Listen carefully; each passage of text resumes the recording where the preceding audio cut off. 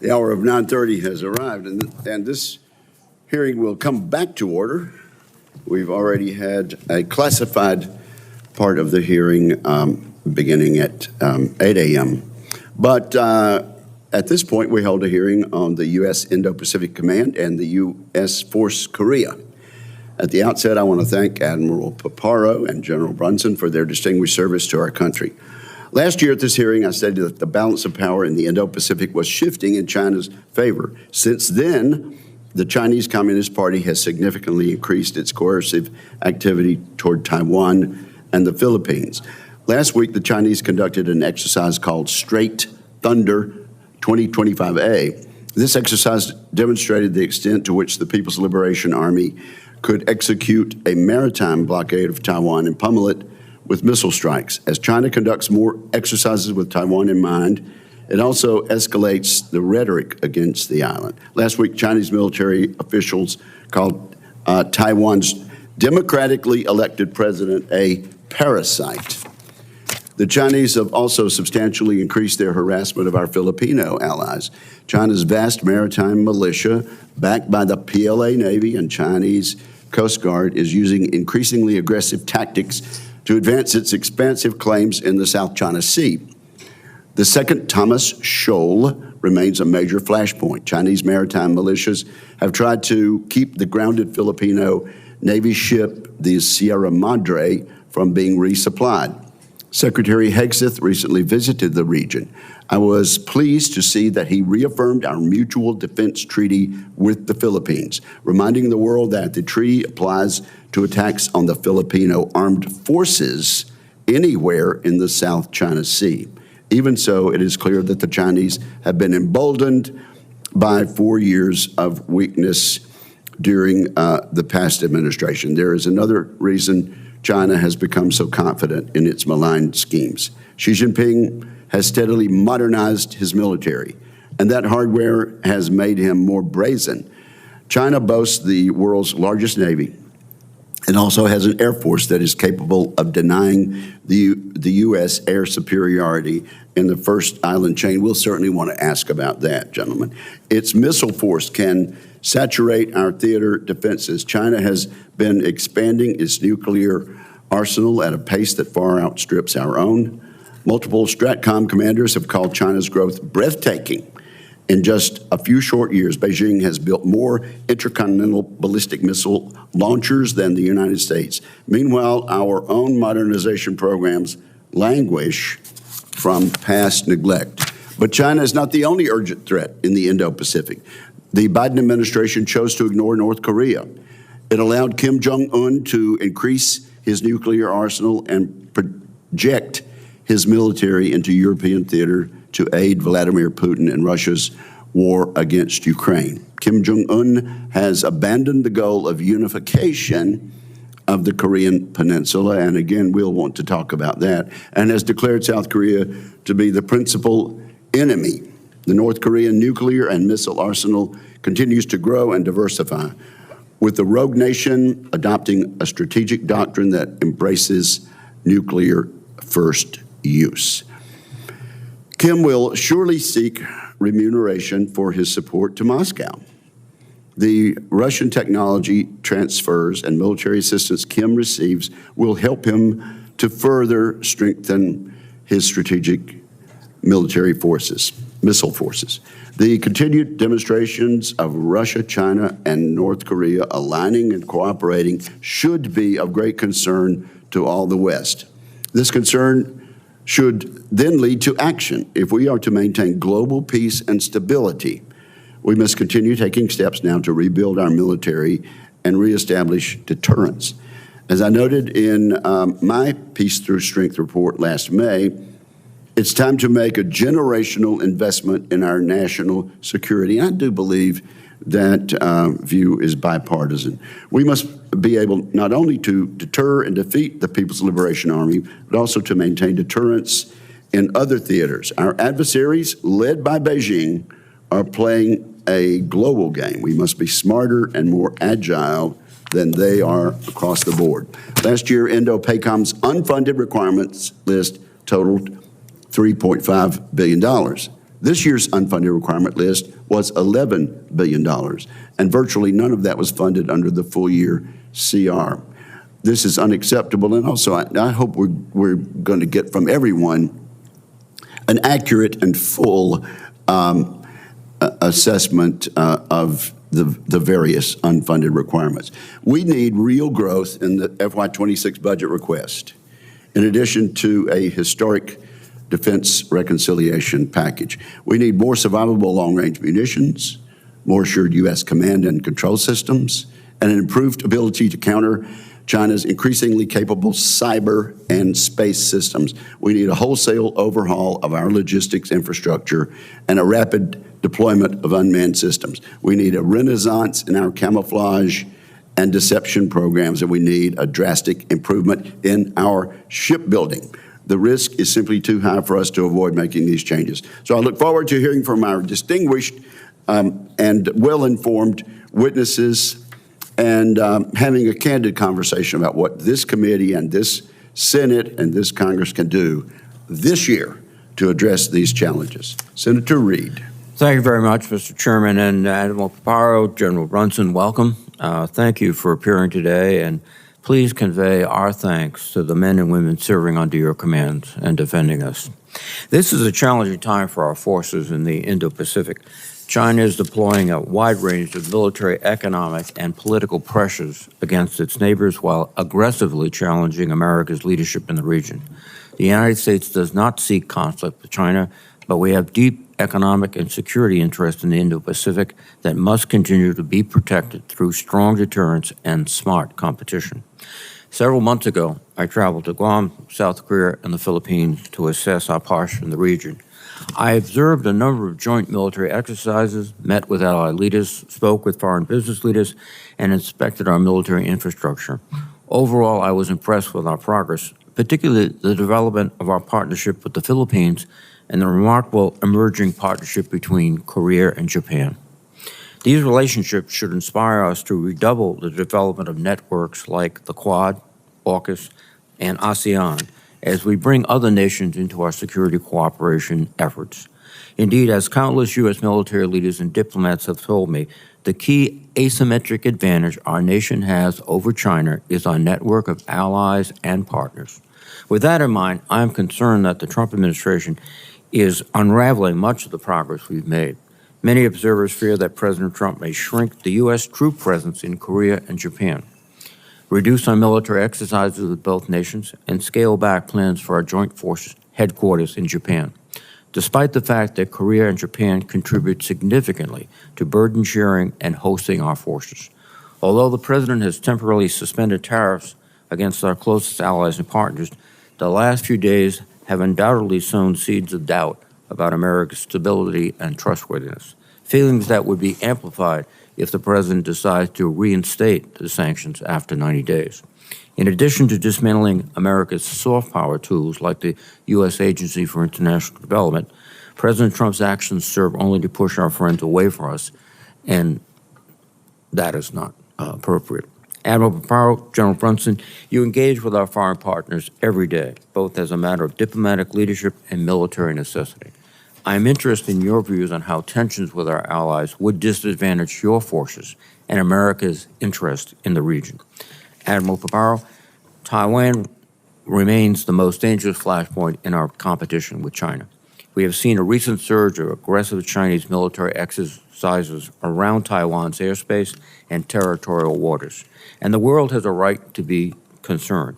In several consecutive National Defense Authorization Acts, this committee has provided new security assistance tools to help develop Taiwan's capabilities and strengthen our own posture. In particular, the Taiwan Security Cooperation Initiative and the Indo-Pacific Campaigning Initiative should enable greater support and training for Taiwan and facilitate Indo-PACOM's increased exercises and freedom of navigation operations, consistent with the Taiwan Relations Act. However, your command has once again had to divert ships and aircraft for prolonged and intensive operations in the Middle East. Admiral Paparo, I would like to know your assessment of Indo-PACOM's readiness to carry out your missions, as well as the United States' broader strategy in the region. Key to America's success in the Indo-Pacific is the posture of our forces in South Korea. As I mentioned, I am encouraged by the recent progress we have seen in the trilateral relationship among South Korea, Japan, and the United States, and I hope that developments like these will provide more opportunities to engage other regional partners. As we do so, we must continue to manage the threat posed by North Korea. We know that Kim Jong-un continues to view nuclear weapons as, quote, the ultimate deterrent against foreign intervention, and he intends to gain international acceptance as a nuclear-armed state. North Korea's relationships with Russia also continues to grow, especially in light of North Korea sending troops and weapons to support Putin's invasion of Ukraine. And Kim Jong-un is likely receiving technical assistance from Russia for missile and nuclear capabilities. General, I would appreciate your view on the current threat from North Korea and how your forces are maintaining readiness through training and exercises with their South Korean counterparts. Again, thank you to our witnesses. I look forward to testimonies. Thank you, Mr. Chairman. Thank you. We'll now recognize each of our panelists for opening statements. And General Brunson, you went first in the closed session. Would you like to do that again? My boss says yes, so I do. Thank you for giving me at least the illusion of choice. Chairman Wicker, Ranking Member Reed, and distinguished members of this committee, thank you for the opportunity to speak to you today. I'm honored to appear before you for my first posture hearing in front of this committee as the commander of United States Forces Korea, Combined Forces Command, and United Nations Command. I'd like to take a moment just to simply thank you all for your steadfast leadership, your friendship, and your critical support to our service members, their families, our civilians, and the contractors who support us around the globe. But I especially want to thank you for your continued time and attention to the people of the Republic of Korea and the soldiers, sailors, airmen, guardian, and Marines who serve there on the peninsula. I'd also like to thank the Korean people right now for their continued resilience through challenges and hard times. I'd like to thank them for their dedication to our alliance. And I'd also like to thank them for their continued provision of an environment that allows us to build, sustain, and retain the readiness that we develop on the peninsula. In my career, every opportunity that I've had to lead our nation's men and women has been an honor. It's a privilege to serve alongside Admiral Paparo, our friends, our partners and allies in the region, working to strengthen our ties, to further security, freedom, and prosperity amongst the nations. For over 75 years, we've invested our national treasure in the Republic of Korea and remain the last U.S. fighting force on the continent of Asia. The return on investment of U.S. forces being stationed in Korea is not measured only in dollars, but in terms of access, forward basing, enduring partnerships, and deterrence. In 2024, the DPRK focused on advancing their cruise missile and hypersonic glide vehicle research and development programs, launching 47 ballistic missiles with one failed satellite launch attempt. Kim Jong-un also has 2 highly publicized visits to nuclear sites. And over the past year and a half, DPRK has exported munitions and troops to support Russia, demonstrating the ability to provide external support while simultaneously advancing domestic capabilities. In the coming year, we expect the DPRK to further develop hypersonic and multiple independently targetable reentry vehicle, MIRV, capabilities to complete his 8th Party Congress goals. Kim Jong-un's leadership has shifted focus from reunification to declaring sovereignty. This change is evidenced by the hardening of DPRK's southern border, the rejection of reunification discussions, and the destruction of unification monuments and buildings. The DPRK continues to build its nuclear weapons program and boasts a Russian-equipped, augmented, modernized military force of over 1.3 million personnel. Lastly, DPRK's cyber threat is increasingly sophisticated, as demonstrated by the recent theft of approximately $1.5 billion in cryptocurrency.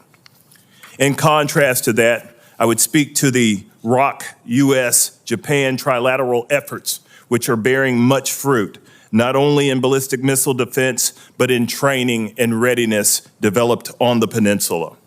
I thank you all for allowing me again to appear before you. I look forward to your questions, and thank you. Thank you, General. Admiral Paparo. Chairman Wicker, Ranking Member Reed, and distinguished members of the committee, thanks very much for the opportunity to appear. With me over my right shoulder is United States Indo PACOM's Senior Enlisted Leader, Fleet Master Chief, Special Operations, Dave Isom. This is his last hearing. He's retiring after 38 years of selfless service as a SEAL and Special Operator. Speaking of asymmetric advantages, the NCO Corps of the United States of America is one of the Joint Forces' absolute asymmetric advantages. Fleet Isom's leadership in this critical duty has been exemplary. It has been indispensable to my own transition as the commander of U.S. Indo PACOM. He's been indispensable to me personally. I honor his service. In a region that's home to over half the Earth's surface and half the operational joint force, Indo PACOM faces a confluence of challenges. China's unprecedented aggression and military modernization poses a serious threat to the homeland, our allies, and our partners. In 2024, the People's Liberation Army demonstrated growing capabilities through persistent pressure operations, with military pressure against Taiwan increasing by 300%.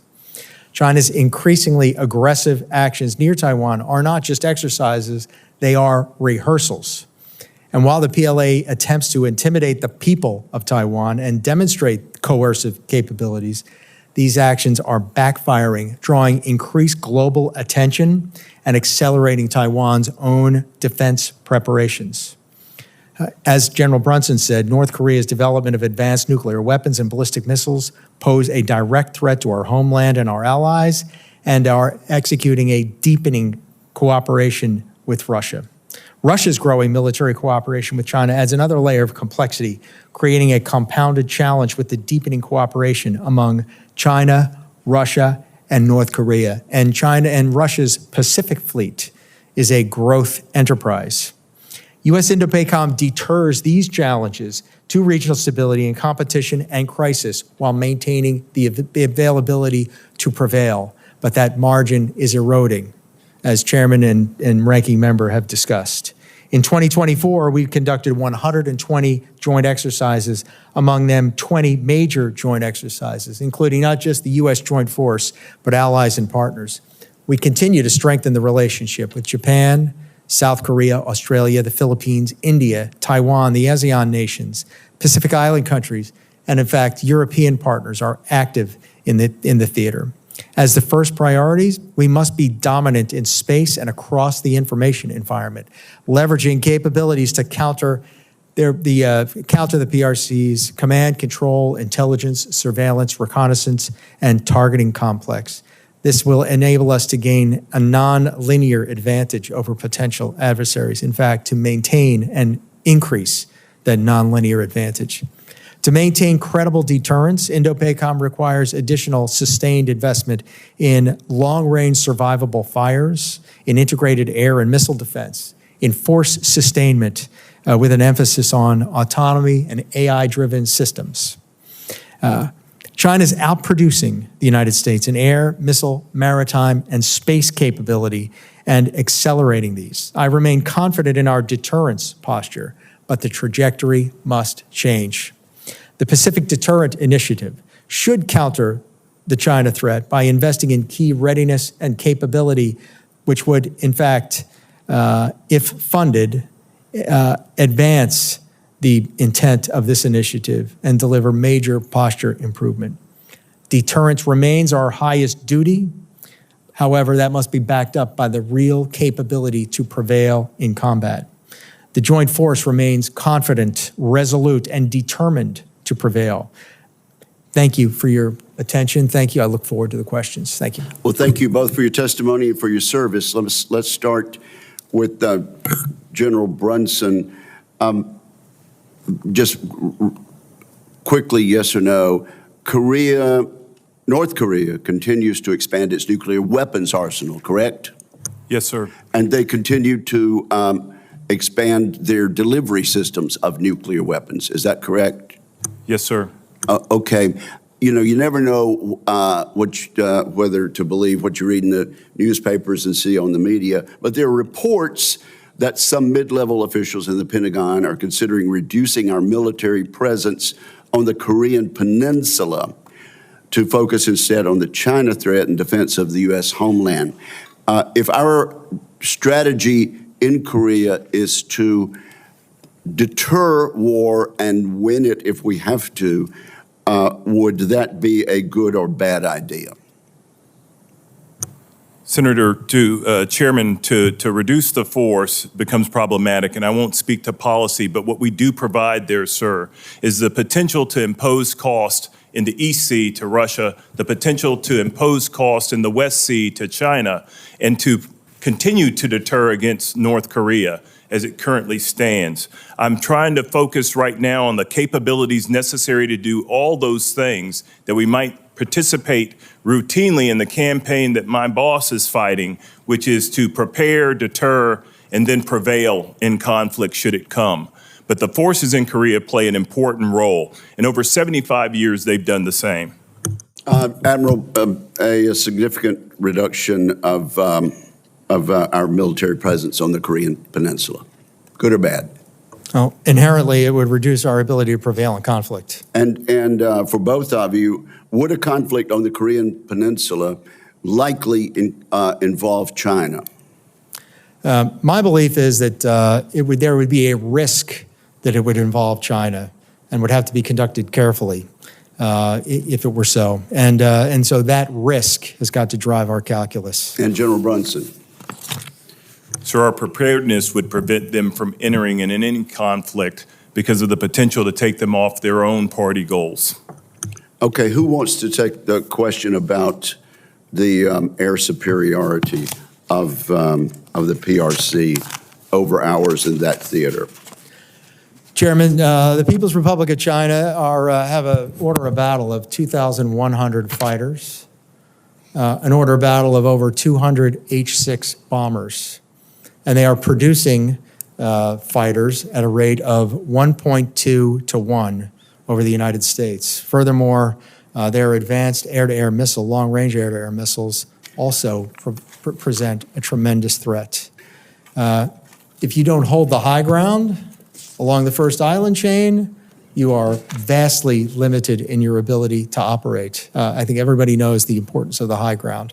So ceding air superiority is not an option if we intend to maintain a capability against our adversaries and the ability to support our allies. Admiral, is it a fact that China is now capable of denying U.S. air superiority in the first island chain? I give them high marks in their ability to do that. I have some game too. And okay. Air superiority, air supremacy is the complete mastery of the air. Neither side will enjoy that. But it'll be my job to contest air superiority, to protect those forces that are on the first island chain, such as 3rd Marine Expeditionary Force, and also to provide windows of air superiority in order to achieve our effects. Admiral, Kim Jong-un is not motivated by charity in helping Russia in Ukraine. What does he expect back? What's he likely to get back? Chairman, he expects concessions. He's doing it in order to gain concessions. And those concessions would be modernization of their air defenses, specifically the MiG-29, the Su-27, advanced help for their surface-to-air missiles, quieting technology for their submarines, additional help in order to instantiate a ballistic missile submarine as well, and then likely propulsion help and potentially even help with re-entry vehicles for their burgeoning nuclear program. Okay, thank you. We'll take another round. Let me just make sure that people understand, General Brunson. You are USA Commander, United Nations Command, Combined Forces Command, and United States Forces Korea. You do not answer at all to the United Nations headquartered in New York City, do you? No, sir. Those authorities go through the chairman to the Secretary of Defense and then on to the president. Okay, totally different organization. Thank you very much, and The distinguished ranking member is recognized. Thank you very much, Mr. Chairman. First, let me begin by thanking the Command Master Chief for his dedicated service to the nation. Thank you, Chief. And let me associate myself with Admiral Paro's comment that our asymmetric advantage, one of the keys, is our non-commissioned officers. Okay. General Brunson, you have indicated the importance of our forces on the Korean Peninsula. Can you also elaborate on the support and the magnitude of the burden sharing that the South Koreans contribute to us? Yes, Senator Reid. So first I would like to say that forward presence provides unmatched access, unmatched deterrence at minimal cost, comparatively speaking, by other forces that are stationed forward. We recently received help from the Department of Defense with our tour normalization, which brings tours in Korea on par with other OCONUS locations, which changes our exposure to the region and our understanding of the adversaries therein. I would also say that 2,100 U.S. companies have ties to the Republic of Korea. That's 450,000 jobs that are a part of that. That's a piece that I think that's critical to know and understand. And I would also say that we receive about $500 million a year in Korean-related construction. That builds the brand new school on Pyeongtaek at Camp Humphreys. That builds additional towers to house our families in quality housing. That also builds SCIFs for us right now in the Republic of Korea that we might be able to do the important work to stay tied to Indo-PACOM. I would also like to say that in kind, the overall contribution in the past fiscal year was about 1.4 trillion won, which works out to be close to $1 billion worth of support that we receive in kind. I'd also mention the continued and growing maintenance, repair, and overhaul facilities that exist on the East Sea and the West Sea that we've utilized most recently to bring the Wali Shara back out of that overhaul and looking better than ever. The Cesar Chavez also visited recently. But there is a lot that we get. Some of it is fiscal and monetary. Others of it is material that's irreplaceable. General Brunson, again, in previous National Defense Authorization Acts, we have established a manpower floor of 28,500 troops as a demonstration of our unwavering commitment to the U.S. Republic of Korea alliance and also the strategic reasons you said. Would you suggest we include such language again? Yes, sir. Thank you. Admiral Paro, can you give us your perception as the overall commander of the value of the South Korean forces to us and the presence of our troops on the peninsula together with the contributions they're making, the South Koreans? Ranking Member, in addition to the elements laid out by General Brunson, Korea makes significant contributions outside the Korean peninsula, and that is in their participation in multilateral exercises, including Pacific Partnership, among many others. And so in the ability of that force to deter conflict, the ability of that force to avoid from having two conflicts at once by dint of the strength of the capability, and by what they're doing in the trilateral relationship with Japan, that growing trilateral relationship with Japan, and on their path to become a global pivotal state. They are a key partner in the Western Pacific with a purview that goes far beyond just the Korean Peninsula. Thank you very much, sir. I mentioned in my opening statement that currently you have forces that have been transferred into CENTCOM, the Carl Vinson Carrier Group. Open sources suggest 6 B-2 bombers are at Diego Garcia with supplementary tankers. What effect does these have on your capabilities? Well, presently, for Carl Vinson, we do have George Washington coming out of Yokosuka very shortly, and Nimitz is at sea. And, we have to maintain a high state of indications and warning so that we can get those forces back if there is a crisis with greater exigence than there is one in the CENTCOM AOR. And I owe the Secretary and the President constant vigilance on this and a constant awareness of that force's ability to which is assigned to U.S. Indo-PACOM, its Carl Vinson Strike Group, and a Patriot Battalion. If need be, they return to the Indo-PACOM theater for a higher priority threat. Thank you very much, gentlemen. Thank you, Mr. Chairman. Thank you, Senator Reid. Senator Cotton. Gentlemen, welcome back. Admiral, let's take a step back to first principles. We've talked a lot here about the threat that China poses to Taiwan and what you're doing to try to address that threat. I'd like you to explain why that threat is so severe. You know, some people might look at the map and say, well, Taiwan is a small island and it's really far from us and it's really close to them. And China has marched into Tibet in the past and they've marched into Hong Kong in the past, and that was bad and they shouldn't have done those things. But it didn't lead to World War and it didn't lead to Great Depression. On the other side, you've got one of your ancestors, so to speak, Douglas MacArthur, who said at the dawn of the Korean War that the domination of Taiwan by an unfriendly power would be a disaster of utmost importance to the United States. He was speaking then, as we do today, of communist China.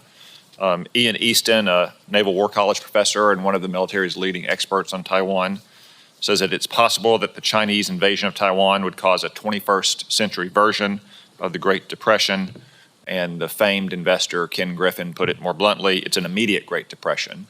So why is it that Taiwan is different? Why is Taiwan such a hot flashpoint? Why could it lead not only to a catastrophic war, but also global Great Depression? Why should Americans care about an island on the other side of the world? Senator Cotton, that last point is quite salient.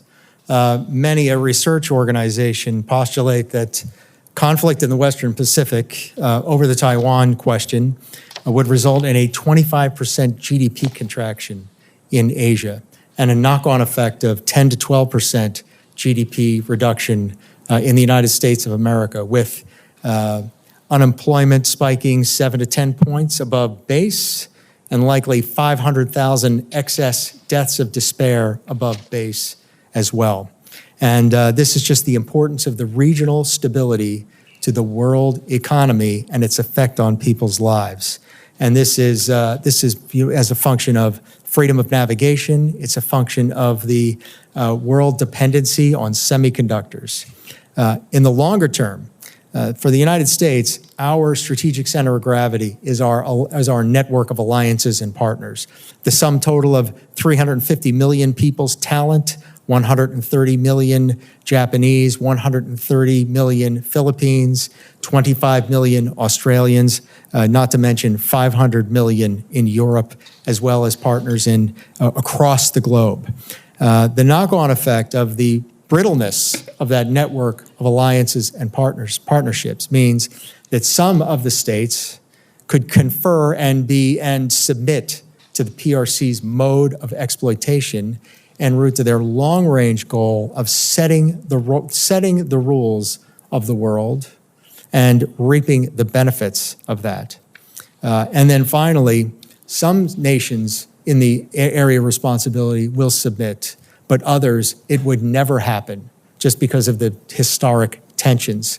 And in that case, the proliferation question comes to mind, with nuclear-armed states that are treaty allies with the United States and minimal warning for launch among those nuclear states. It is of vital interest for the United States. My job is to have a force ready to make those choices. You know, I don't make the choices on whether or not it's important or not. I'm explicating how it is. And my job is to present those options to the commander-in-chief to be ready to fight and win. And to be clear, a lot, if not all of those consequences would follow whatever the outcome of a conflict over Taiwan, whether China succeeds in going for the jugular or fails, or there's some kind of indecisive outcome. Simply having the conflict over Taiwan, which is such a center of gravity in the modern economy, could lead to many of the consequences you just outlined. Yes, sir. Yeah, I can't quote the source. I will later, but most of the things I've studied indicate that American intervention would have that impact. A successful American intervention would potentially do so. So still a grave result, but half as grave with savings of a lot of human misery.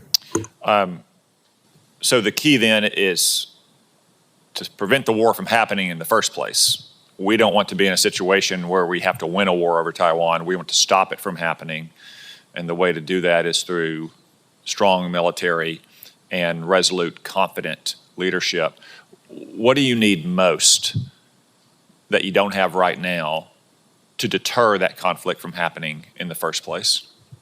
Senator, counter C5ISR capabilities in cyber, space, counterspace, to ensure that the United States can see, understand, decide, act, assess, learn faster than the PRC can, to enhance our ability to blind, to deceive, and to destroy the adversary's ability to see and sense. And then in addition, the requirement to effect those long-range fires and effects that make the joint force effective in attacking centers of gravity, the platforms that they ride on, the sustainment that sustains them, absolutely key and critical foundation, and then the critical infrastructure across the theater that enables the force to reach the principles of expanded maneuver and puts geography on our side, which it is.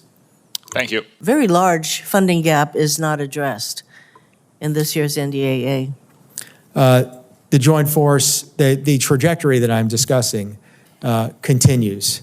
The joint force has an eroded capability to prevail. It manifests itself in lost people, in lost capability, in lost money, and in lost time. And it confers to the confidence of the PRC and inherently erodes deterrence as they see more and more, they see the potential of their prevailing in the conflict themselves and achieving their goals by aggression. Admiral Papar, by the way, thank you for explaining to this committee the importance of the Taiwan situation, because often I get asked, why should our country care about Taiwan? So thank you for that. Regarding the dismantling of USAID and the impacts on us, whenever the United States creates a void, such as by ending foreign aid, such as through USAID, it has an impact on our asymmetric advantage, which also include our partners and alliances. How does ending foreign assistance programs and other regional aid efforts impact Indo-PACOM's security cooperation missions and the command's relationship with partners in the region? Senator, those other instruments of national power are very important, and they're critical to our ability to fight and win. My understanding is that U.S. aid is under review, and I continue to advocate for it. The loss of that, the PRC would see the opportunity and they would seize it, and they frequently do. Wherever they see a void, they fill it in order to confer more influence to their own national power. So indeed, if China is our pacing threat, we know that every time we create a void in any part of, particularly in the PACOM area, including, by the way, providing assistance to our compact nation friends, that China just steps right in and fills that void. General Bronson, you raised an important point in your opening statement regarding North Korea hackers stealing $1.5 billion, probably more, in cryptocurrency to fund their military. And at the same time, the Justice Department has disbanded a team of prosecutors targeting crypto crimes. Does that concern you? Good morning, Madam Senator. First, that does not bother me at all. What I'm thinking about is all the instruments of military power that have to be brought to bear to stop illicit activity. That is only one of the illegal things they're doing. We've talked a lot about what is North Korea getting from Russia. One of the things they're getting is the ability to circumvent sanctions, and that theft is a piece of that.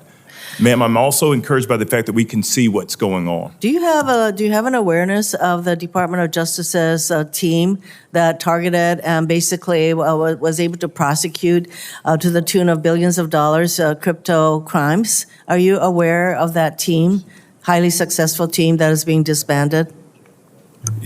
Yes, ma'am, I am aware of that team. However, I believe that we have the instruments to continue to proceed to prosecute these crimes. That's somewhat reassuring, but I think that with all the crimes that are going on in the crypto space, I think that we should not be disbanding any efforts that we have in that space. Thank you, Mr. Chairman. Thank you, Senator Hirono. Senator Ernst, you are recognized. Thank you, Madam Chair and gentlemen. Thank you for being here, Admiral Paparo and General Brunson. Chief, good luck to you in your retirement. Thank you so much for your service.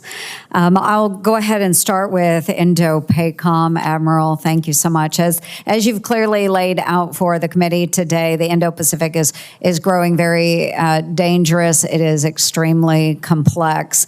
Our deterrence depends not just on our war-fighting capability, but also on the ability to sustain our operations. I started my career as an engineer, became a transporter, and ended my career as a logistician. Not a big, sexy topic here in this committee, but it is absolutely necessary that we talk about it.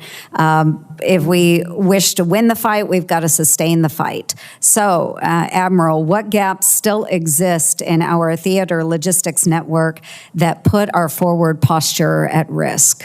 Morning, Senator. Significant gaps in sea lift. First, the combat logistics force in total is about 60% of the actual requirement. We account for that by hiring console tankers and by contracting other capabilities. But when the unforgiving hour comes, the only ships that will be able to commit to areas to put into harm's way will be gray ships. And as I utter these words, 17 of those combat logistics force ships are laid up for lack of manpower. In addition, I discussed in the previous committee, we have to have many millions of pounds of fuel, of jet fuel in the air for every capability.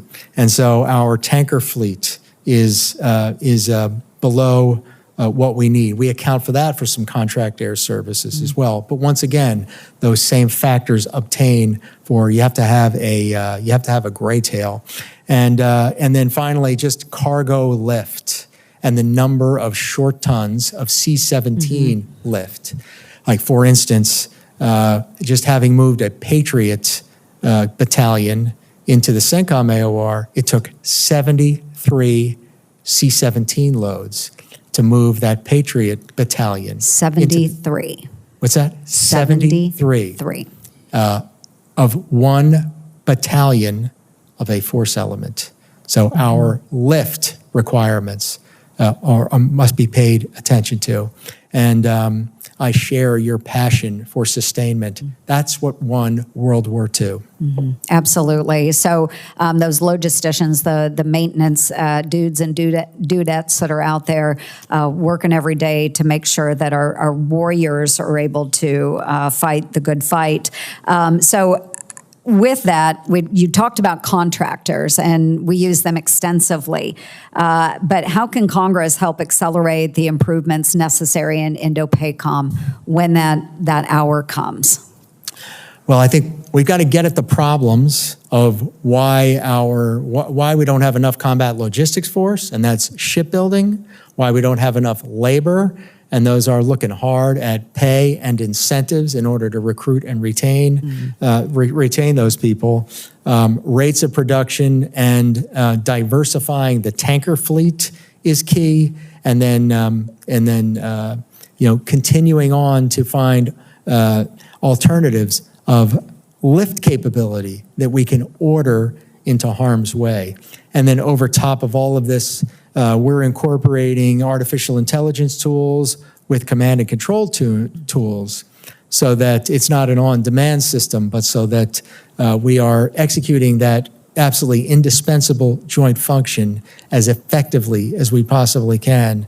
We are an AI-enabled headquarters, and that's important too, but you can't AI your way out of a material deficiency. Right. I agree completely, and we need to spend more time on this topic. But just very briefly, General Brunson, I apologize, I've got 30 seconds. We rely heavily on allies, neighbors, friends, or force multipliers, but so do our adversaries. We've heard that there are North Koreans now that are fighting the fight over in Ukraine. Can you tell us, what are the North Koreans learning from this experience, and what will they take back to your region? Ma'am, I've said several times now in several hearings that we can't confuse the tactical lessons that they're learning with strategic benefit. What we've got to understand is that they've gone over, they've done some things, there's been strategic movement, there's been operational maneuver, that they're learning some things, but it's the technology that's coming back in that is a threat to the Republic of Korea and the world. Wonderful. Thank you, gentlemen, very much. Thank you, Senator Ernst. Senator King, you are recognized. Thank you, Madam Chair. General Brunson, without our presence on the Microphone. without our presence on the Korean Peninsula, would Kim invade the South? Sir, I would tell you that I don't believe he would.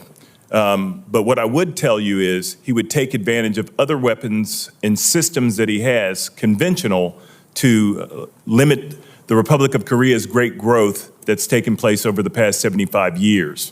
I think that if we look at the hardening that's occurred on his border at the present time, the fences have been raised, mines have been seeded in the demilitarized zone. I think that what we see is Why is he doing that? Is there any threat that the South Koreans are going to invade North Korea? Sir, I think it's as much about the things that he's broadcast in open source, that he is a sovereign nation. He's not looking to work at reunification. He's blown up all the means of industry in the DMZ. I thought you said in your opening testimony he's not talking about reunification. He's talking about one whole country. Doesn't that imply an invasion of the South? No, sir. He considers himself sovereign north of the MDL, sir, which he claims is his southern boundary now. So he's accepted the boundary, in which case if you testified he wouldn't invade, then why are we there?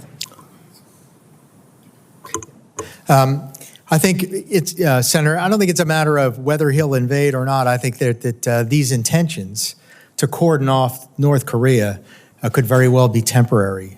And so to say, will he invade or won't he invade, we're talking about probabilities.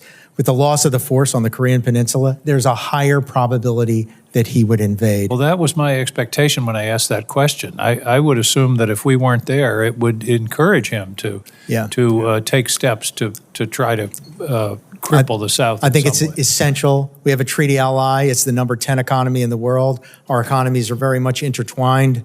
KJU's intentions could shift with the wind. And he's built a military that is designed to impose tremendous costs directly on South Korea. It's very important we maintain that deterrent I posture. agree, and to the extent that the South Korean economy is somehow affected or diminished, that would be against our interest because of the relationship that we have. Yes, Senator, and I misheard you, so please forgive me. But as I mentioned previously, 2,100 U.S. countries tied to the Republic of South Korea, 450,000 jobs as well. Thank you. This is sort of an intelligence question, General Brunson, but I know you have intelligence. Do the North, I didn't mean that the way it sounded. I know you have access to intelligence assets. How's that? Better, yeah.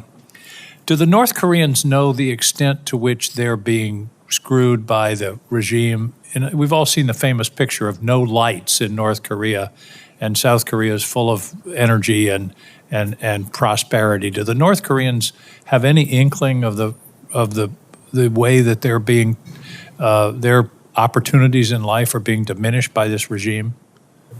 Senator, I would answer that, having fully listened to the question, that I might answer it correctly this time. I would fully answer that by looking at the forces that they sent to Ukraine, to that fight.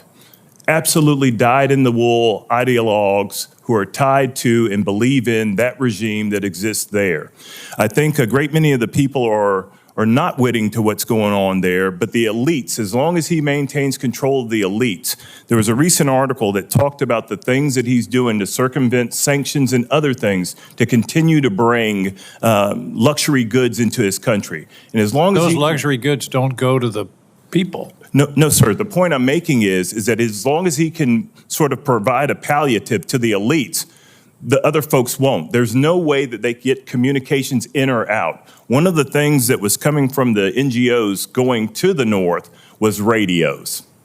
And those things then begat, feces balloons and garbage balloons back to the South. So I would say that the rank and file, everyday people, other than those within his special operations units, are not witting to anything outside of their country. That certainly is my impression. Admiral, final question. If we pulled back in terms of our support for Ukraine, would that incentivize Japan, South Korea to develop their own capacity, including a nuclear capacity?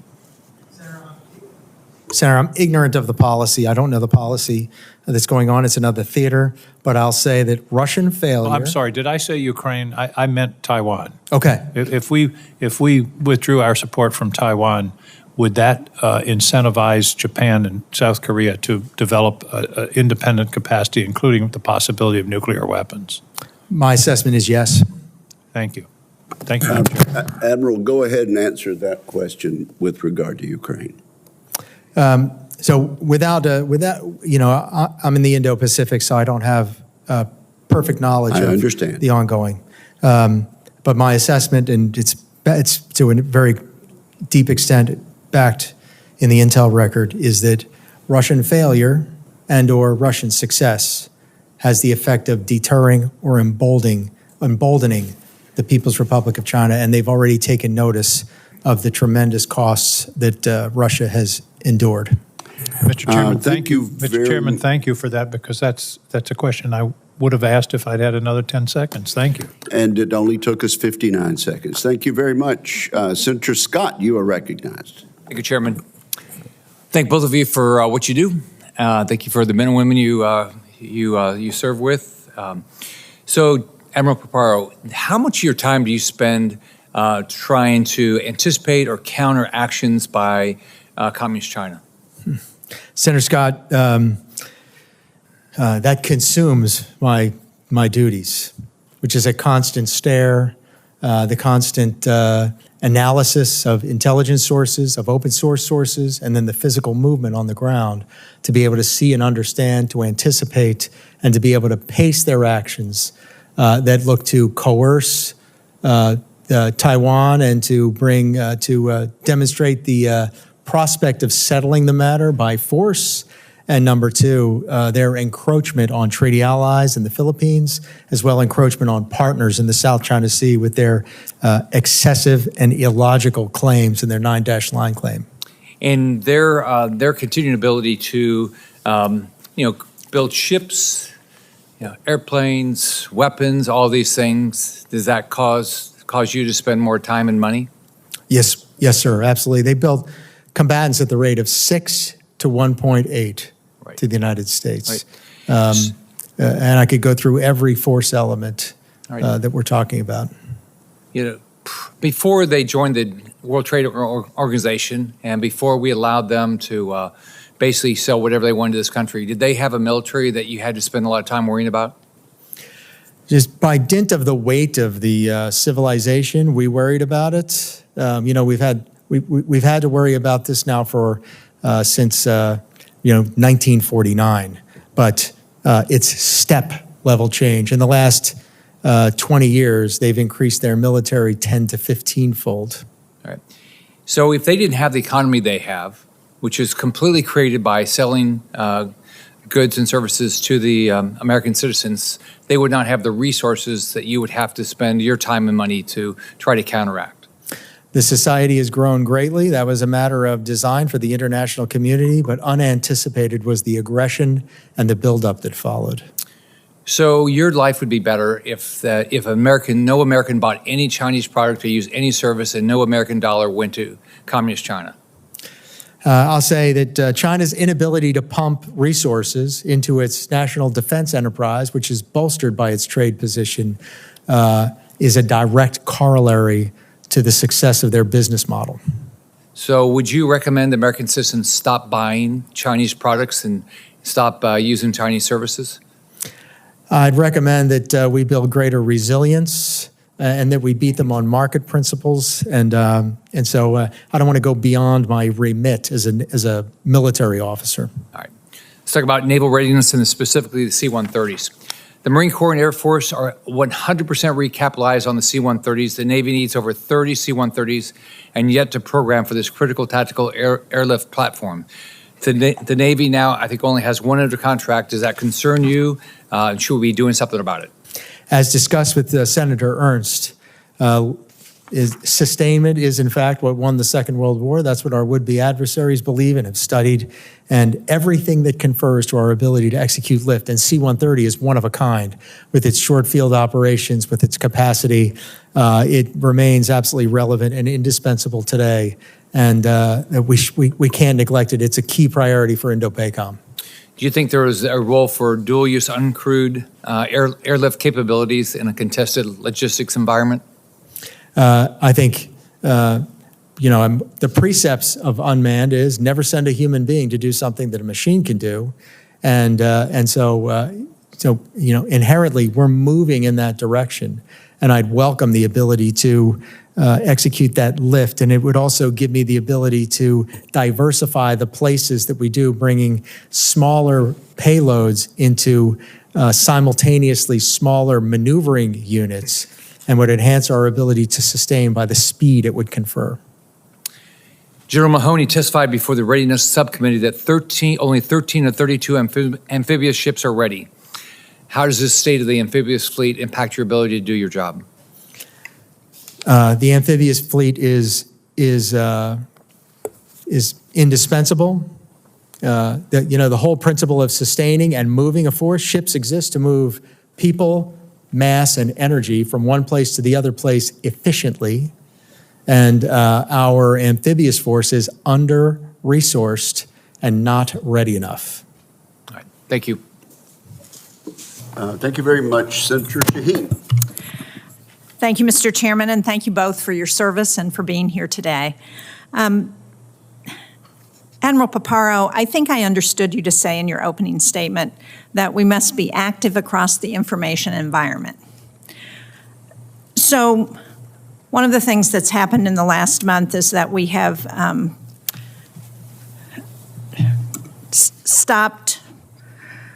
we've pulled the plug on Voice of America and Radio Free Asia.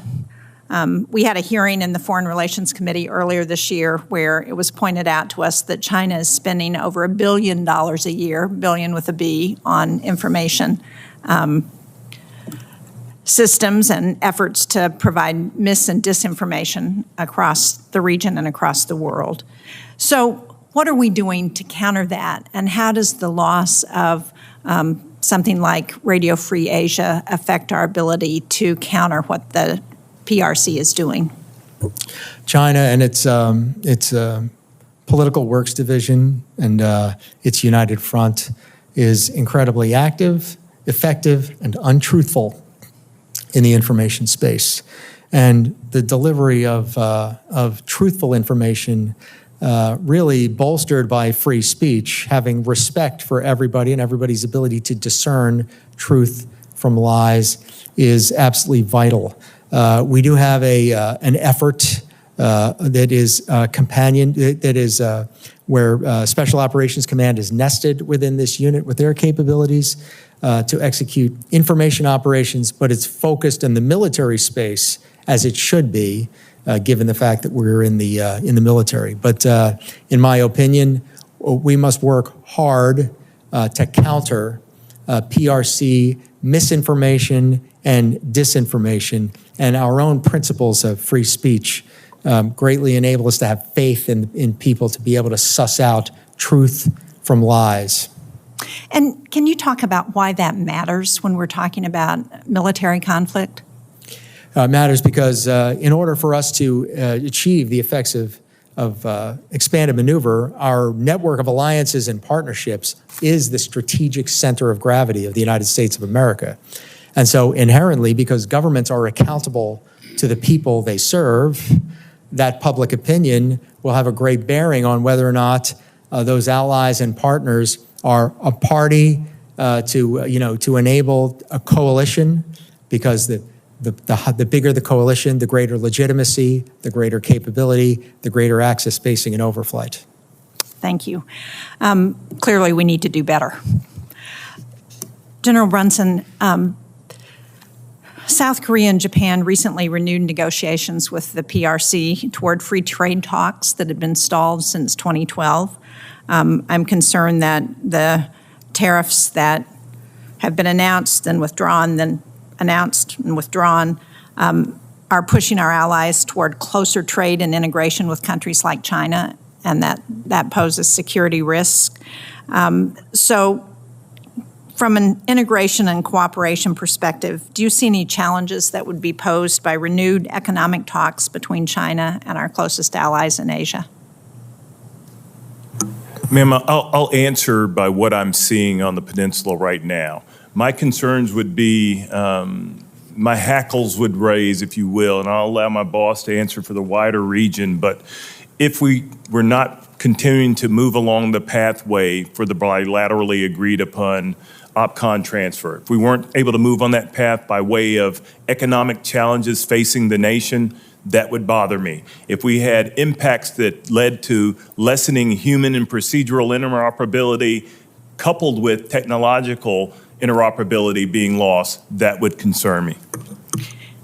And I think Admiral Paparo made a very good case on the economic circumstances earlier in response to Senator Cotton's question. But I want to ask a follow-up on this with respect to the political dynamics in the Republic of Korea, which you referred to in your opening testimony. And the democratic process is playing out, but we expect an election. And are there concerns that, depending on the outcome of that election, it will affect our relationship with ROK? Ma'am, the realities of the region, where Korea sits, the adversaries which they can impose cost upon, is going to keep us in good stead going forward. Thank you. Thank you both. Thank you very much. Senator Budd. Thank you, Chairman. And again, thank you all both for being here. Good to see you again. So last weekend, a fresh rotation of fighter units arrived at Kadena Air Base, including the 336 Fighter Squadron from Seymour Johnson Air Force Base. Can you speak to their mission while deployed and how they fit into the larger strategy, Admiral? Senator Budd, good morning. Kadena Air Force Base and the wing there is a critical mobile dynamic capability that is just not fixed in Kadena, but has the ability to move throughout the area of responsibility under the principles of agile combat employment. And so this is our on-point contact layer, immediate ability to impose costs, immediate ability to achieve ephemeral air superiority in the AOR, and it's a foundation on which the larger forces that would flow in the event of a conflict rests. And the 5th Air Force, of course, is the headquarters in Yokota with the wing in Misawa and the wing in Kadena. So it's absolutely crucial.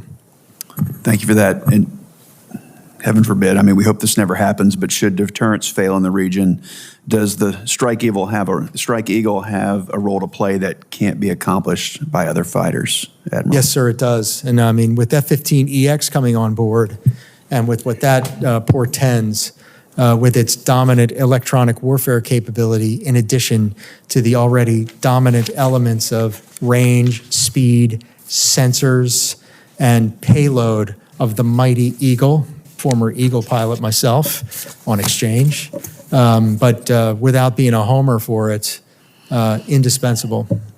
Thank you for that. No, switch gears a little bit. Can you both elaborate on the demand for our special operations forces and how you're currently resourced to meet those demands? And General, we'll start with you in Korea.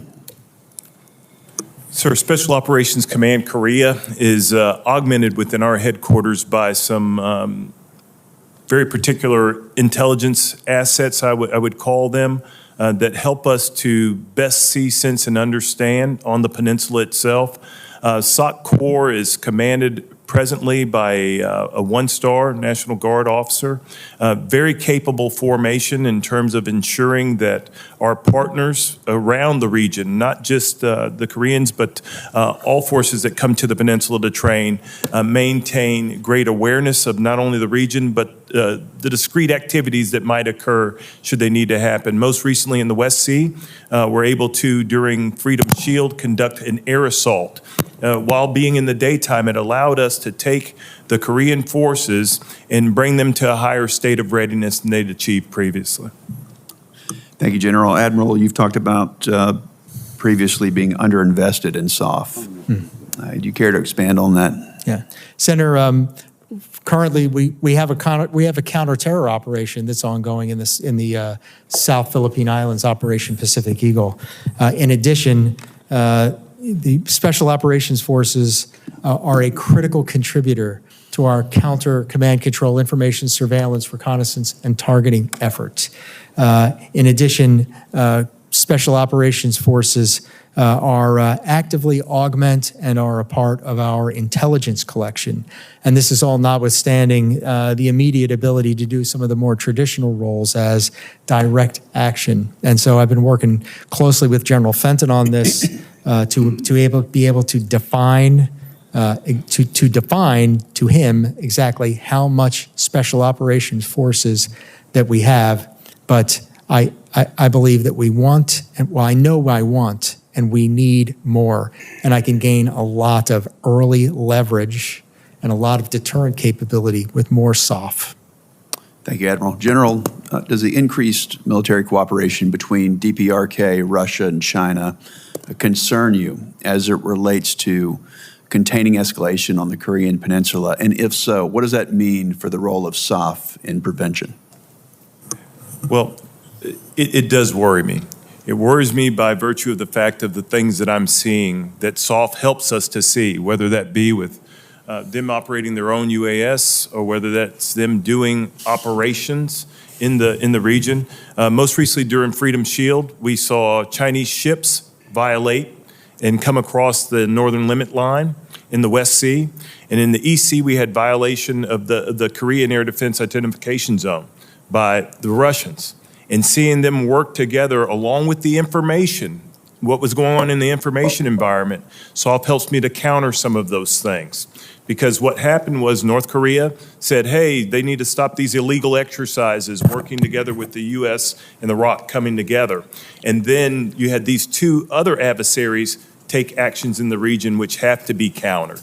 And I don't mean countered in a kinetic fashion, but there are non-kinetic things that SOC core allows us to do that we might counter in the information space and other domains to continue on with our mission. Thank you both. Thank you, Senator Budd. Senator Kane. Thank you, Mr. Chair, and thanks to our witnesses. Admiral Paparo, I'd like to direct this question to you. The discussion has had an awful lot, as it should, about North Korea, about China. I want to ask you about the cooperation that we're seeing some of our adversaries engage in. So in the Indo-PACOM, talk about joint activities between Russia, China, and North Korea and the growing closeness of the relationship and the threats that pose to the work that we do with our allies. Morning, Senator Kane. It's a transactional symbiosis where each state fulfills the other state's weakness to mutual benefit of each state. For instance, is that China has provided 70% of the machine tools and 90% of the legacy chips that's enabled Russia to rebuild its war machine. And then coming back to China is potentially submarine quieting help, as well as other help in some of the areas where Russia is strong.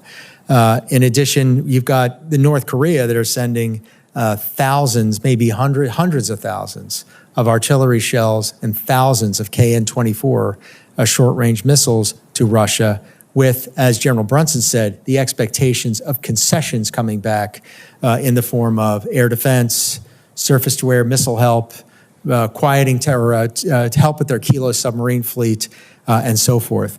And then finally, in the physical space this last summer, I saw the longest range joint patrol of PLA Navy and Russian Pacific Fleet formation in the Bering Sea.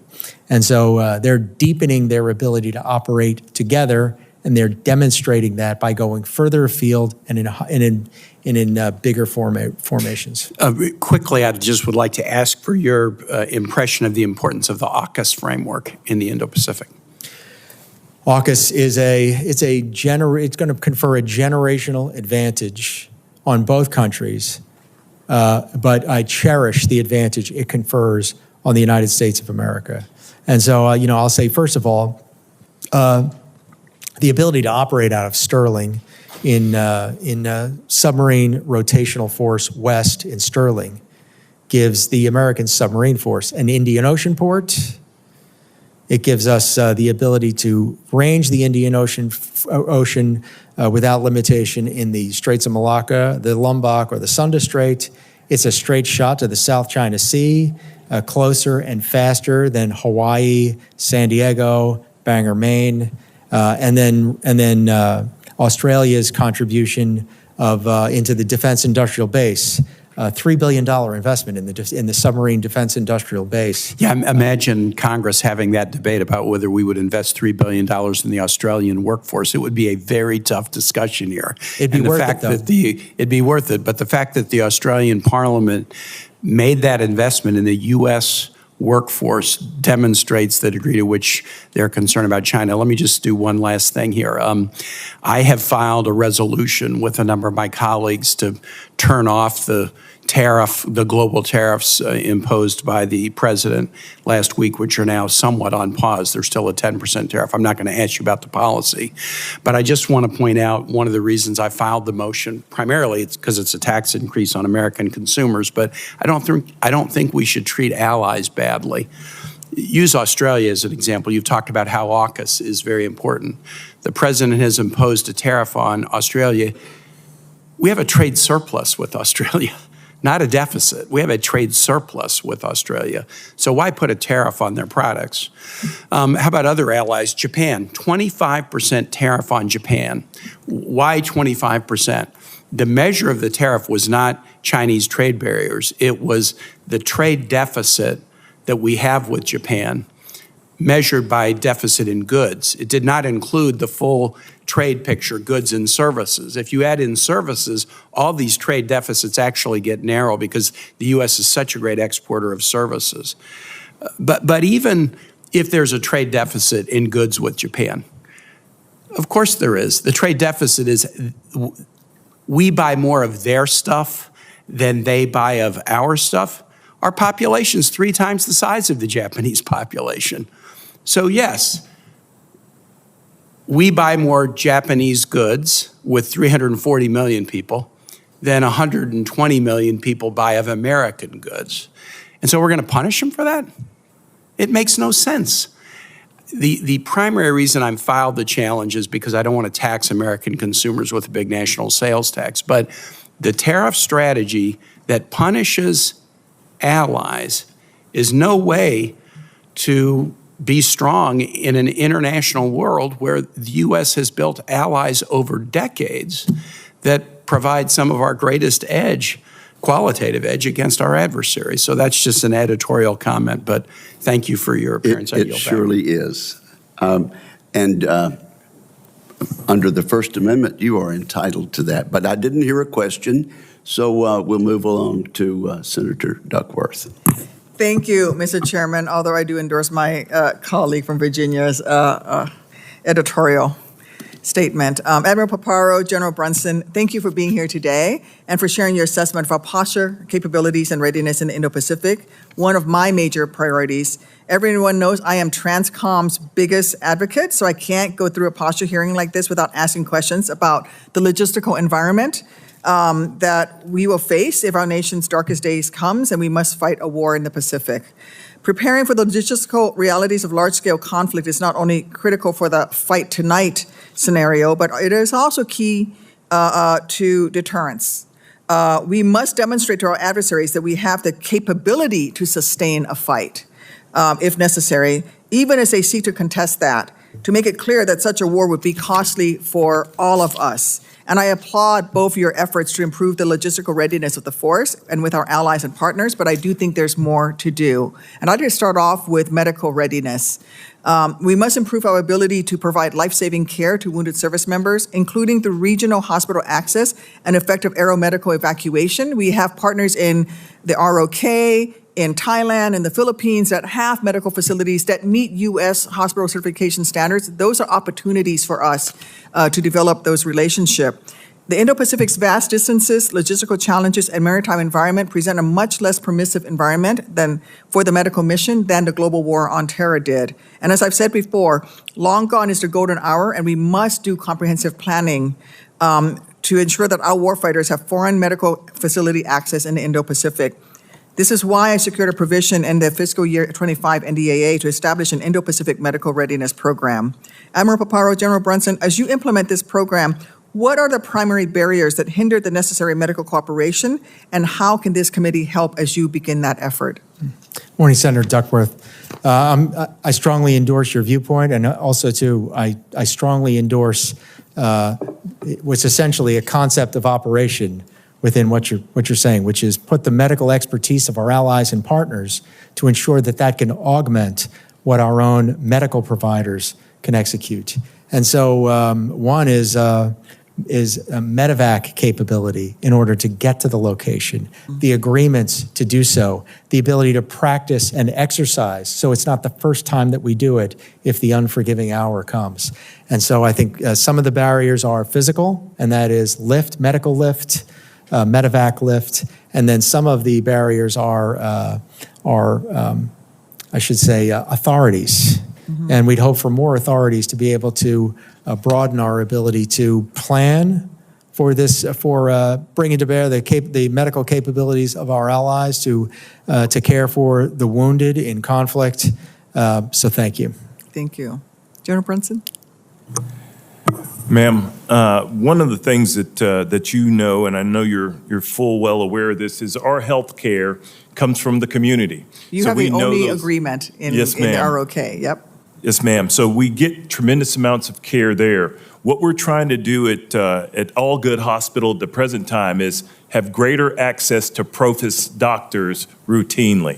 Mm-hmm. I need them to be on the peninsula in times other than crisis or conflict. In competition, we want to bring them to the peninsula so that they better understand the medical landscape and what might be required of them.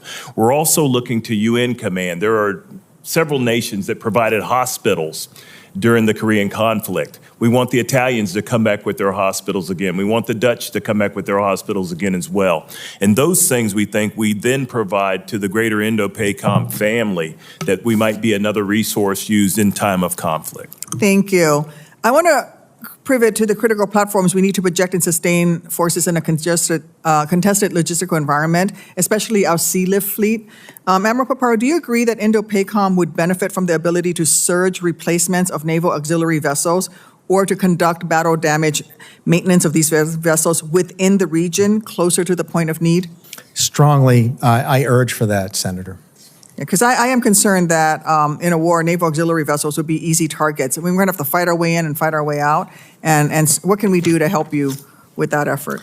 Well, as we enhance our protection capability, we enhance our ability to see, understand the operational environment, to build windows of opportunity to execute, sustainment capability, 9 classes of supply, medical, and so forth. In those areas. And so first is just the quantities of TAKEs, AOs, the quantity of gray tails, C-17s, tankers. That's critical, and then the ability to exercise it. So what about co-sustainment with our allies like Japan or the ROK of those vessels? Because they certainly have the capabilities, especially the auxiliary vessels. When we game this, we frequently rely on one another to do this. And then while operating at sea, sometimes actually the necessity of having one leads us to use a Japanese oiler or for an American oiler to refuel a coalition ship. And so we have to be able to sum all of the sustainment capability among us, have the authorities to do so we can turn to it with alacrity.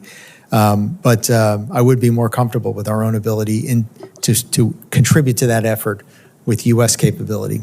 Thank you. Thank you, Mr. Chairman. The momentary substitute chair recognizes Senator Rosen. Well, thank you, momentary substitute chair. Thank you, actual chair, Senator Wicker, and of course, Ranking Member Reed, holding, of course, really important hearing. I want to thank Admiral Paparo, General Brunson, for your service, for your support and your care and everything that you do. Thank you. Thank you. So I want to talk a little bit about attacks on digital infrastructure by the PRC. So, Admiral, our growing concern about the vulnerability of Taiwan's digital infrastructure is highlighted by the frequent attempted sabotage of undersea internet cables. These events are part of a larger trend of gray zone operations where actions short of war, often involving non-military forces or proxies, are used to exert pressure or destabilize regions. The PRC's reckless, coercive, and aggressive activities pose a threat to democracies around the globe, and its sabotage of those undersea cables has emerged as a particularly alarming tactic. These cables are essential for our global communications, transmitting around 95% of global internet traffic. They facilitate financial transactions, bolster our security, the security of our partners and allies.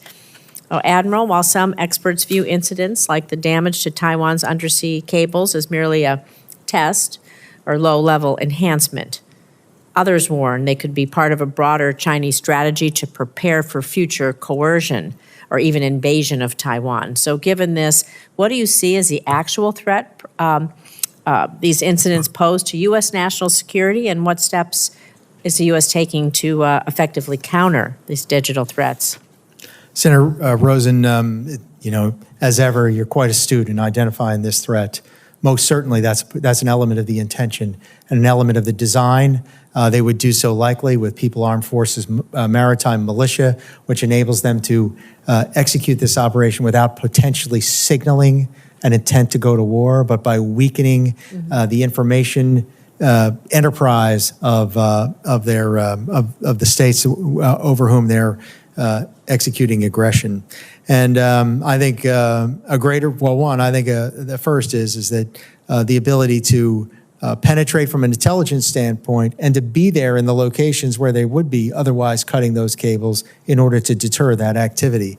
Second of all is the resilience to have other redundant networks that enable those states and their partners, including the United States, Guam, Hawaii, and so forth, to achieve what we need to do in the information environment, and that's proliferation in low Earth orbit, and not just one single constellation, but multiple constellations. Talk about how we can help Taiwan bolster its digital infrastructure. What do you think we can do to help them be sure? Yeah, I think training them to be able to, I shouldn't say training them, but enabling them to build that resiliency that's required, that if we're unsuccessful in our efforts to thwart their cable cutting, that there are other spectra and other means for information technology, so they have the proper bandwidth to prioritize those functions that they have to within that bandwidth and latency that you get out of low Earth orbit, middle Earth orbit, among the many commercial constellations that are going into orbit. Thank you. I'm going to talk a little bit about North Korean support to Russia, because we see a growing alliance between North Korea and Russia, particularly in the context of the ongoing war in Ukraine. It presents new challenges for us in the United States and, of course, for our allies. So we know North Korea providing troops and munitions to Russia, and the partnership has potential to fuel the conflict and challenge the global order. It raises concerns about the effectiveness of existing diplomatic strategies and economic sanctions. So to both of you, the partnership between North Korea and Russia poses a serious threat to global stability. So in each of your views, how should the U.S. respond to North Korea's military assistance to Russia? And what diplomatic or military strategies should we pursue to prevent further destabilization, not just there, but within the international community? So General, we'll start with you.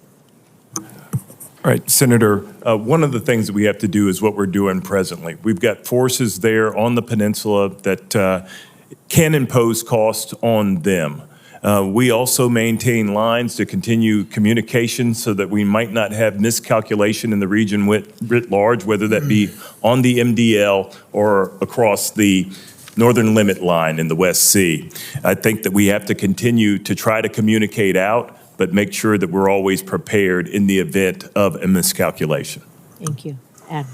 Senator, hundreds of thousands of artillery shells, thousands of KN-24 missiles, and manpower is leaving North Korea with the intent of gaining a concession back. And so first, exposure in the international community is one, which is to not be shy about exposing this naked aggression, using all instruments of national power to impose costs on individuals to find to build the deterrent from this activity. And then, as General Brunson has talked about earlier, being wary of what is coming back, and to be able to be in generations of overmatch with what's coming back. If it's submarine quieting, if it's air defense, if it's missile technology, and so it's an area we need to work really hard. Thank you. Appreciate it. Yield back. Thank you very much. Senator Banks. Thank you, Mr. Chairman. Admiral, great to see you again. I enjoyed our visit in my office last week. And we talked about SLCM-N quite a bit, but I wanted to ask you in this setting, SLCM-N, as we talked about, will be one of the best tools to deter China in the Pacific.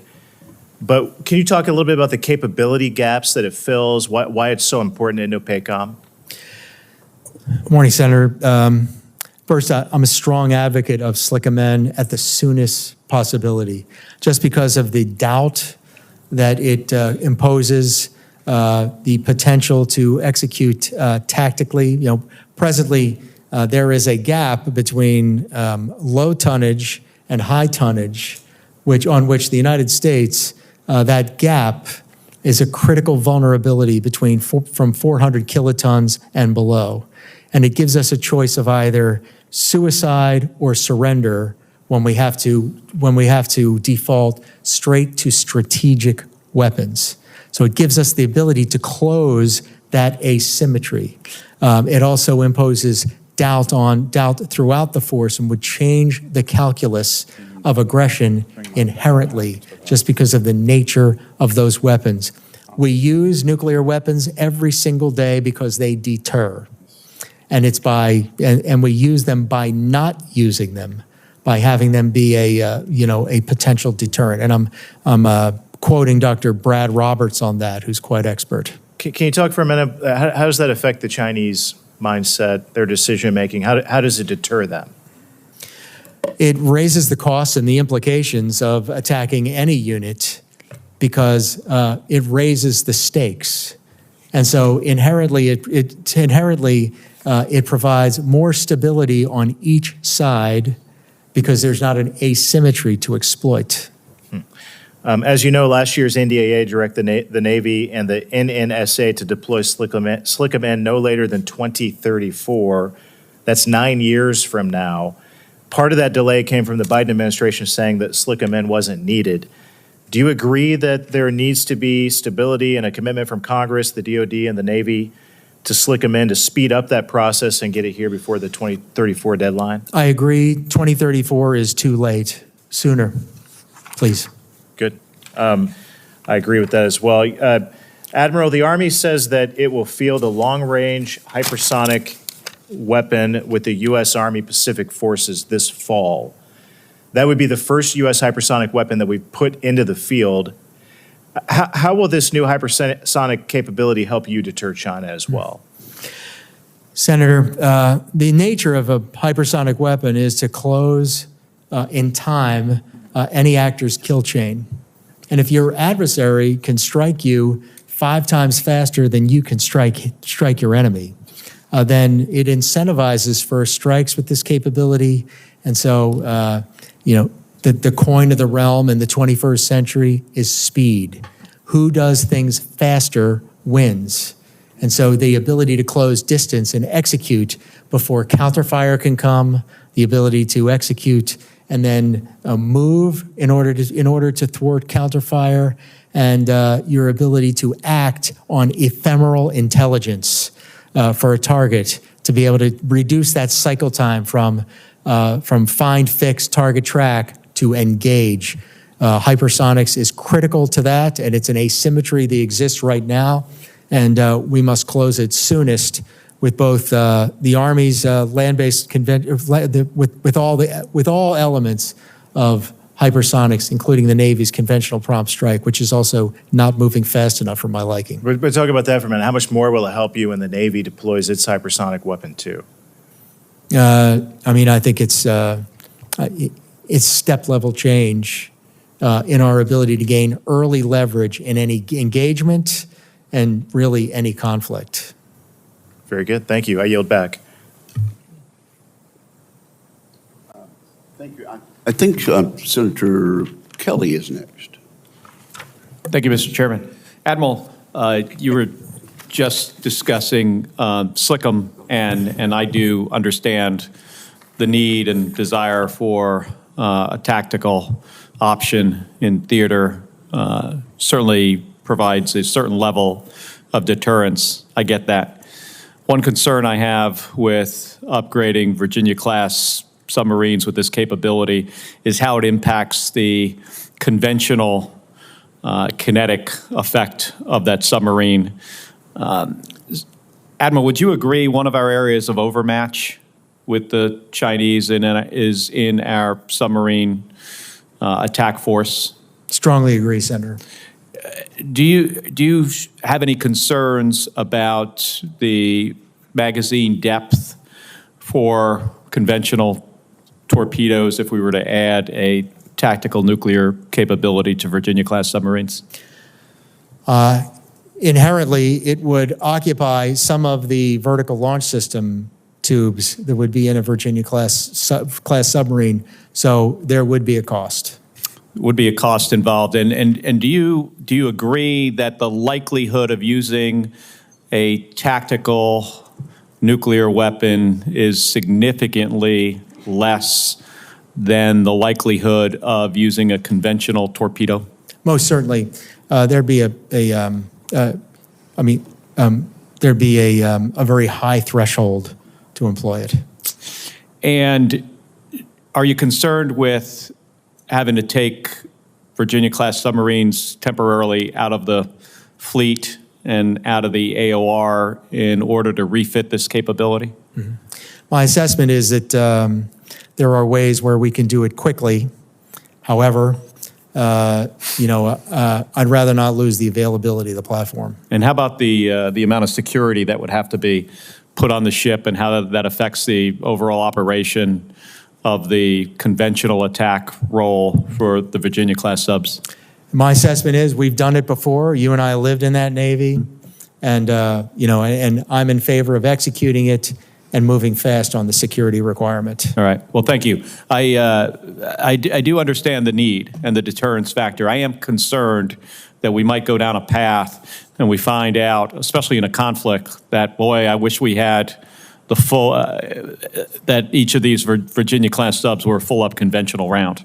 So thank you for that, Admiral. And General Brunson, there's recent reporting that the United States is considering withdrawing as many as 10,000 troops from Eastern Europe, which would signal to Putin our commitment to our allies and partners in that theater is waning.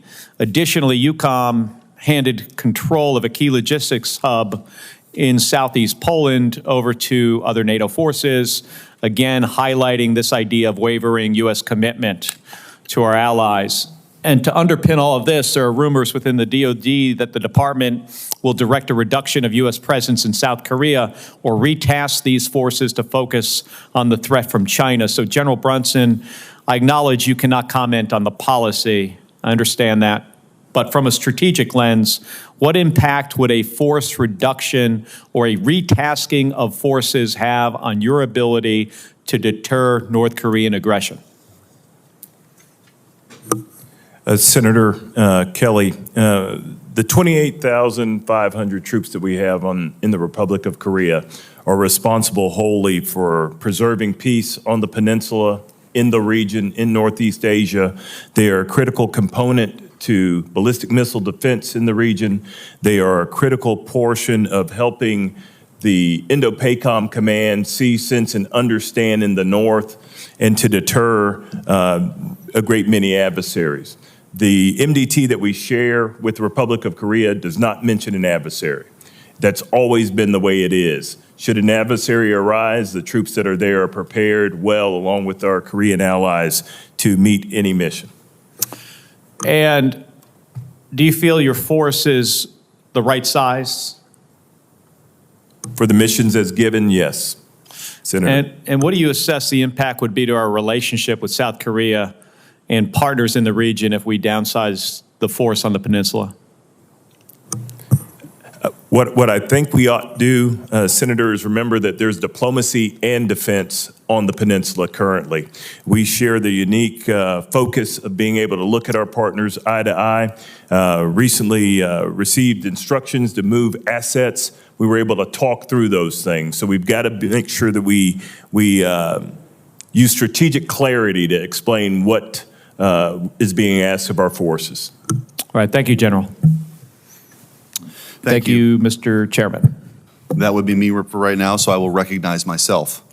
Admiral Paparo, it's great to see you. Always appreciate your testimonies, very clear-eyed, to the point. So I've long been very concerned about the Chinese presence at the Panama Canal and what they might be able to do with that if, heaven forbid, something were to happen. Could you just elaborate a little bit on how the closure of that, let's just assume that would happen, the closure of that or an interruption in its availability, how that would affect the flow of both combatants and support vessels to the region? Morning, Senator. I mean, inherently, the geography, the alternative being all the way south around the Horn, that's about a 2-week transit. Think about how critical it is to get forces on front when the PRC's intention is a short, sharp war that provides a fait accompli to the international community. And so inherently, anything that slows us down over time and distance is bad for us. Now consider that all of the shipbuilding in the United States of America is east of the Panama Canal, but the preponderance of the threat is in the Pacific. And that just shows the inherent logic of the requirement for the Panama Canal as ever. Yeah, and I think, yes, the concerns that we had when it was, I think, mistakenly sort of given away are even more concerning now as our orientation, I think, shifts to the Indo-Pacific in a more meaningful way. General Brunson, it's good to see you. I wanted to ask you, and I know that Admiral Paparo got a question somewhat related to this, but concerns about airlift capabilities. And we don't have enough aircraft, and many of our C-130s don't have the survivability in a contested environment. Could you speak a little bit to the current limitations we would have supporting forces in the Korean Peninsula, given our current inventory? It's just the amount of, as we look at tip-fid flows, sustainment, and those things that are required to prosecute in the KTO, it's why we've begun to move. It's a recognition of that is why we've begun to move with a combined logistics command. It's why we've begun to look at how can we set the theater now, looking at the stores of munitions, some of which will expire soon. How do we get those replaced in quick fashion so that we don't provide drain for sustainment things in order to prosecute the campaign? I'm readily aware of the fact that I'm fighting until help comes. That's what we're expected to do there, myself and the Republic of Korean forces, as well as the forces apportioned to UN command. We're fighting until they get there. So a great many of the exercises that we do, Senator, are all aimed at understanding what magazine depth needs to be resident on the peninsula so that we don't have to count on external support coming too, and so that we might not drain from the overall effort. But it's fair to say that a lot of those plans that are being drawn to account for that are meant to address the fact that we probably don't have the inventory that we need right now. Is that fair to say? That would be accurate. We're challenging those assumptions every day, Senator. Right, okay. Admiral Paparo, I wanted to go back to you. I think it's related as far as maintenance and availability and execution in the Indo-Pacific. There was recently, I think, a big win for the U.S. and our allies with the tanker mission in South Korea, and then we're also seeing this obviously with submarine maintenance in Australia. What's the next big step? Because you've articulated, I think rightly, that speed is going to matter, but the logistical hurdles in the vast expanse of the Pacific is, I think it's hard for people to really actually put their mind around it until you put a map up, and you see just the expanse. So what's the next big step to address those logistical challenges for us? Senator, first, enrich the kind of work that we're doing in our partnership yards. So beyond the standard voyage repairs is to do deeper repairs for our forward deployed naval force is one step. And then if we can get into the space of production of that capability, of enhancing the Korean worldwide ship capacity, which is I think 23% of global total is built in Korea.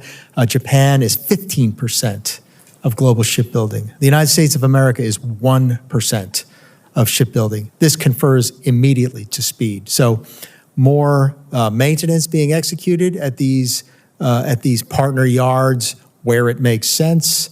And then the next step, and I've heard a lot of talk about this from all throughout government, which is to avail ourselves of our partners' unique shipbuilding expertise, and then while we regain our own shipbuilding expertise in the United States. Thank you. Senator Peters. Thank you. Gentlemen, thank you for being here today, and certainly thank you for your service to our country. Admiral Paparo, as you know, Exercise Northern Strike in Michigan brings over 6,300 participants from all across the United States, as well as our international partners to Michigan's National All-Domain Warfighting Center. It's the largest training area east of the Mississippi. In past briefings before this committee, you discussed the importance of Exercise Northern Strike to Indo-PACOM, and particularly our ability to cooperate with our partners in the region. Could you elaborate on your prior comments and discuss the importance of Northern Strike to supporting Indo-PACOM's mission, please? Senator, without giving more of the details of what's executed on Northern Strike, it is a key point of leverage. And I have this even from my interlocutors who report that those personnel that return from Northern Strike are changed. So I treasure it, and I want more of it, and I want to expand it. And, I thank the state of Michigan for their diligence in it. Well, that's great to hear, Admiral, and happy to hear that. And you will know that I'm actually co-sponsoring a proposal for the NDAA with Senator Slotkin to make Northern Strike permanent and funding permanent. And I certainly look forward to working with members of this committee to do that. And your words of encouragement, I hope will help that process move along. General Brunson, as you know, Russia is strengthening military ties with North Korea through a mutual defense pact, troop deployments to the Ukraine, and efforts to modernize North Korea's conventional forces. Meanwhile, China is mounting a pressure campaign on South Korea through political interference, economic pressure, maritime disputes, cyber operations, targeting critical infrastructure, and the list goes on. So my question for you, sir, is how is USFK adapting its force posture or training to counter the hybrid nature of threats, including military, cyber, and disinformation that's now posed by both Russia and China in this region? Yes, Senator. So one of the things that I believe in the future, whether it's in competition, conflict, or crisis, we've got to be able to do is we've got to be able to protect, we've got to be able to sustain, and we've got to recognize that our posture, which entails our organization and a host of capabilities, has all got to be in the right place. Part of doing that is by utilizing the assets at our disposal and the authorities inherent in other nations that come to join us on the peninsula. So to sort of keep this clean, if you will, we're able to leverage the special operations forces within the Republic of Korea. We're able to leverage our own forces, whether that be a military information support team that operates inside embassy spaces, or whether it's us using them along with our J-39 to ensure that we're not only hardening access to ports, but we're also testing all our lines. As you know, Senator, we fight off of the Centrix K network. It's important that we stay on that network with cyber defense teams and then encourage our partners to do the same thing, which is what we're doing right now to ensure that we limit access to our networks, protect our information properly, and look at those whole host of threats and how we might counter them on the peninsula. Well, very good. From your perspective, is there a risk that China and Russia could coordinate actions on the peninsula to distract or perhaps divide U.S. attention from other strategic challenges, including Taiwan or Ukraine? How concerned are you about that? I'm concerned about that from the perspective of how they might enlist the DPRK to aid in some form of subterfuge, nefarious activity, or anything else that might happen in the region to keep us from focusing wholeheartedly on the mission of Indo-PACOM in maintaining a free and open Indo-Pacific. Thank you. Admiral Papara, Congress created the Pacific Deterrence Initiative in fiscal year 2021, National Defense Authorization Act, to strengthen our military capabilities and partnerships in Indo-Pacific region. The PDI is aimed to boost deterrence against China by investing in force posture, in logistics, missile defense, allied cooperation. Sir, could you share some specific examples of how PDI funding has improved the U.S. force posture or our readiness, and what steps can we take to enhance or fully operationalize PDI? Senator, an example is the Joint Fires Network and our ability to move fast in order to execute the fires function of among joint fires faster. Our material improvements throughout the theater has enabled us to move faster. And enhancing Pacific Deterrence Initiative, U.S. Indo-Pacific Command is an advisor to the process. The services choose which elements that they do is Pacific Deterrent Initiative. And as the AOR is 53% of the world, almost any joint force element that is acquired is applicable to the Pacific. So more agency for United States Indo PACOM and able to close the seams throughout the services would enhance the already good effect of Pacific Deterrent Initiative. All right. Thank you. Thank you again. Thank you, Senator Sullivan. Thank you, Mr. Chairman, gentlemen. Admiral, General, I want to first begin by thanking you for your decades of service, both of you. You both do a great job, and I think sometimes we don't always say that. Same with your staffs. I have shown this chart to many folks here in the last few months. This is the action that's happening in the North Pacific, Admiral, as you know, up in the Arctic. Very aggressive Russian, Chinese actions into our ADIZ, into our EEZ. And the unprecedented element of this is the joint task force nature. Russian-Chinese Joint Strategic Bomber Task Forces last summer in our ADIZ. Every summer now, last 3 years, we have joint Russian-Chinese naval task forces in our EEZ, very aggressive, pushing out, Alaska fishermen from their grounds. So we need more, everybody's testified, we need more infrastructure up there. Admiral, you in a classified hearing said we need to reopen this very strategic port, Navy base, ADAC. By the way, I did a little geography test. It's over 1,000 miles west of Hawaii. Most people have no clue about that. It's also the gateway to the Arctic. NORTHCOM commander has testified we need to reopen ADAC. The CNO has testified. Why do you think ADAC is so important, Admiral? Senator, it is a further western point, which would enable, and along with Erickson, in order to gain time and distance on any force capability that's looking to penetrate.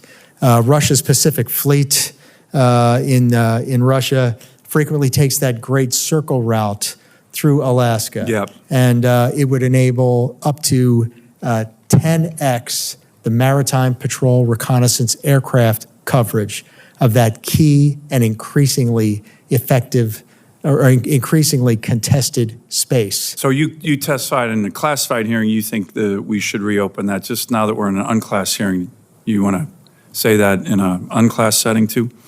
We should reopen ADAC, and we should enhance the ability to operate out of Erickson. So thank you on that. It has 3 piers, 2 8,000-foot runways, a big hangar, 22 million gallons of fuel storage, one of the biggest fuel storage depots anywhere on the planet Earth. The CNO just sent a team up there, Navy, State of Alaska, the Aleut Corporation, and the NORTHCOM commander just reached out to me 2 days ago saying they're going to have a final report completed in the next 2 weeks on a low, medium to high reopening scenario. Can you commit to this committee to work with the NORTHCOM commander to get that report out in the next 2 weeks? I commit. And then you also have plans with regard to Northern Edge in terms of that really important exercise using ADAC. Can you talk a little bit about that to the extent you can in an unclassified setting? United States Air Force's concept of agile combat employment is the means by which we achieve more dynamism among the force. And so the 11th Air Force is based in Alaska. That is an assigned force to United States Indo Pacific. 11 Air Force with over 100 fifth-generation fighters up there. The preponderance of Indo Pacom's fifth-generation fighters is in Alaska. And so we will be exercising the Agile Combat Employment concept in this summer's Northern Edge exercise. And ADAC's going to be part of that? They will operate out of ADAC. Great. Let me mention one thing. You know, when the president, after his election, he actually put a statement out saying, we will ensure Alaska gets increased defense investments as we fully rebuild our military, especially as Russia and China are making menacing moves in the North Pacific. So that's a quote from the Commander-in-Chief. I know I've raised this with you, but it's a little bit of an issue, and just in terms of the urgency. As I mentioned, the state of Alaska, the Aleut Corporation, that is the Great Alaska Native Corporation that owns the land there, and the U.S. Navy were in ADAC a couple weeks ago doing a site assessment. They're going to get that to us soon. The Aleut Corporation, I've talked to them. These are great patriotic Americans. Alaska Natives serve at higher rates in the military than any other ethnic group in the country. They would love to do a deal with the Navy. 99-year lease or something like that. But you know who checks in with them once a year, Admiral, on ADAC, about leasing ADAC? I would guess it's not a friendly power. It's not. It's a Chinese shipping company that is certainly, in my view, a front company for the PLA. So how embarrassing would it be to the Pentagon or the Navy? These guys would never do it. The Aleut Corporation is all patriotic. But if let's assume they weren't, and somehow they signed a 100-year lease with a, quote, Chinese shipping company that always is out there looking at ADAC. You think that would be embarrassing for the U.S. Navy and Pentagon? On substance, I think it would be bad because this is the modus operandi in the Belt and Road Initiative. Imagine having the Belt and Road Initiative include Alaska. One of the most strategic ports in the world. Amen. So we have a sense of urgency on this, and I look forward to working with you and the committee, Mr. Chairman, on this important issue. Thank you. I sense a sense of urgency. Yes, sir. Senator Blumenthal. Thanks, Mr. Chairman. Thank you both for your service. Admiral, I want to ask you some questions based on your extraordinarily impressive experience as an aviator, as well as combatant commander. We're building new aircraft carriers at huge expense. Are you concerned about their vulnerability in light of the increased Chinese capabilities that you mentioned in your testimony? AI, cyber, hypersonic missiles. My guess is the everyday American sees an aircraft carrier as a huge sitting duck out there in the middle of the Pacific, Are you concerned? It's a moving duck with the ability to defend itself, unique among airfields as a mobile capability. It is not uniquely vulnerable, but it is uniquely valuable.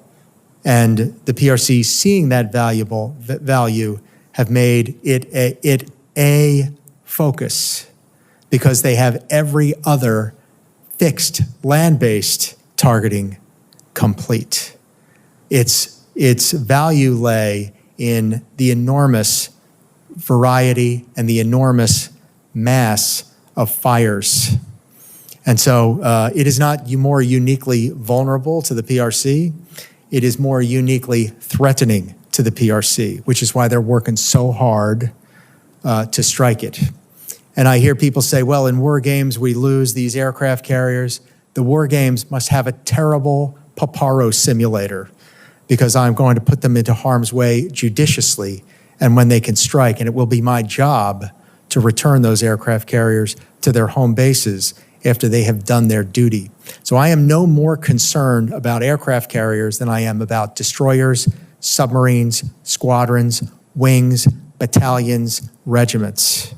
But those fires are, the mass of fires that they bring are absolutely unique, step-level change above any other particular single unit. And you pay me to find ways to protect those aircraft carriers along with everything else that's in the joint force. For every one air-to-surface missile, there are, for every one maritime-oriented missile, there are 8 others that are designed to strike land targets.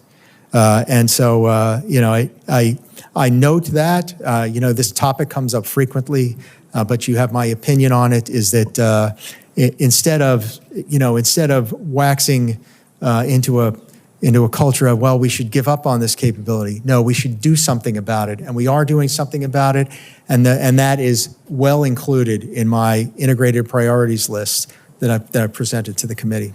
I think that answer is extremely compelling, and thank you for it. Turning to submarines and asking the same question in a different form, are submarines more vulnerable today than, say, 3 years ago, 5 years ago, because of those advanced detection and countermeasures that the Chinese or other adversaries could mount? The PRC is growing in their capability on anti-submarine warfare, which I would expect them to do. I respect them for doing it. They are more vulnerable than they've been before, and that equally confers the responsibility for the command to take the steps that gain more margin. I mean, the United States has a generational lead on undersea warfare, and it remains critical, absolutely one of my highest priorities. The introduction of quantum computing could well enhance the PRC's ability to flood the zone and to target submarines and to take that away. They're pushing sensors into the sea to find them. They're working very hard to find them, and they're working very hard to counter them.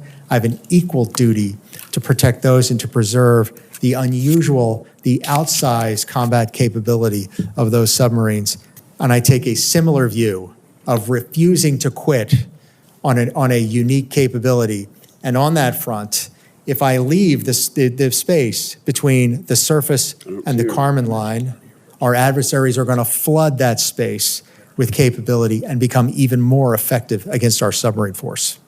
Well, I thank you for both of those answers, which, again, I find very persuasive.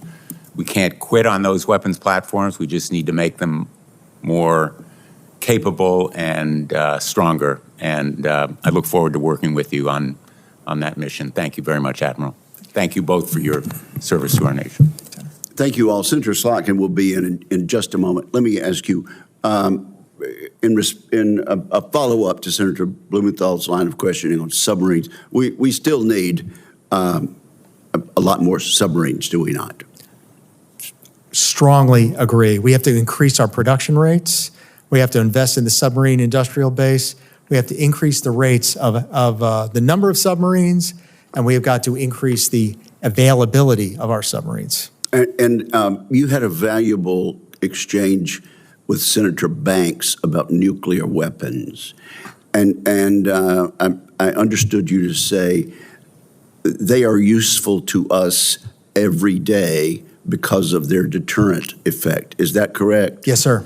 And also, just because we don't often hear about this, the doctrine of the United States for years has been not to rule out a first strike. Is that correct? I affirm that. Okay, thank you very much. Senator Slotkin. Thank you. Apologies for being late. Welcome. Glad to have you here. I would just like to talk about strategy vis-a-vis China and Taiwan. I'm sure you've gotten a lot of questions on this.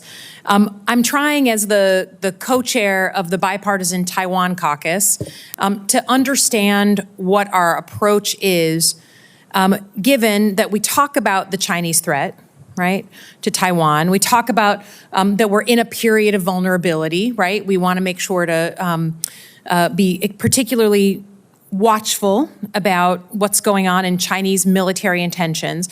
But at the same time, we're calling into question the commitments by allies and partners who we would need, I think, in any Taiwan contingency scenario, right? I think even the Trump administration's interim national defense strategy talks about the importance of allies and partners. And I've seen public reports from CSIS and others that say that actually if there was a war with China over Taiwan, if they tried to take over Taiwan, we could not manage that situation to satisfaction if allies and partners weren't with us in that fight. Just we're so far away, the tyranny of geography, what we always talk about.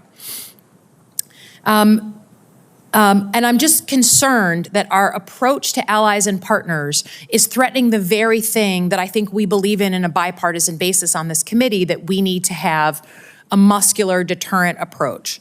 So can you tell me about the value of allies and partners to whatever you need to do in that region, understanding we're in an unclassified space, and the dependence we have on other nations hosting our forces, allowing operations from their land. Can you walk me through it, please? Senator, good morning. Allies and partners have an outsized effect. It is the strategic center of gravity of the United States of America. And by having access, basing, and overflight with our allied partners, we have the ability to achieve the principles of expanded maneuver. And that is to have multiple attack vectors across multiple domains, where our adversary would potentially just would be focused onto one point. There'd be threats coming from multiple points. It confers legitimacy on the force. It confers greater access, basing, overflight, freedom of movement of the force. And then to the extent that allies and partners are participating in the operation, it enhances your fires capability as well. So all across those fronts, allies and partners are critical. You do pay me to build a plan that does not fall on the loss of a partner. But the bill comes in the form of people, capability, money, and time. The more partners and allies that we have, the less it will be the bill across those four domains. So I guess my confusion comes with my view, again, my view as a senator here, that this administration is implementing a strategy of cozying up to our adversaries and kicking our allies in the teeth. And I say that as someone who's a border state and lives right next to Canada. You know, we can go to a concert in Canada. I mean, the idea that we need partners to make deterring China affordable and approachable, but that we're going to attack our allies, put significant tariffs on again, off again on these allies. We're going to humiliate them in public, speak badly and speak ill of them, including countries we share intelligence with, is, to me, the most strategic thing I have seen in a national security approach to China. So for all someone claims they care about deterring a military threat from China, if your approach is, and thank you for your incredibly articulate description of how our allies and partners are the center of gravity, your words, I believe it to my core. I cannot for the life of me say with a straight face that for all the huff and puff this administration puts on about China, that they actually give a crap about deterring them, because then you wouldn't be alienating all the allies and partners who live around China.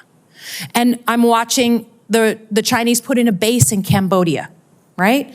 Sounds like a terrible vulnerability for us that other allies and partners are cozying up to China. So I deeply appreciate the work that you do. We depend on you. We need you all to do your work well. But for the life of me, I think whatever bravado this administration has about China, the play is actually being undermined every day by the way that they kick our allies in the teeth. I yield back. Thank you, Senator Slotkin. That concludes the hearing. We appreciate the testimony, both in the closed session and in this open session. And with that, this hearing is adjourned. Thank you.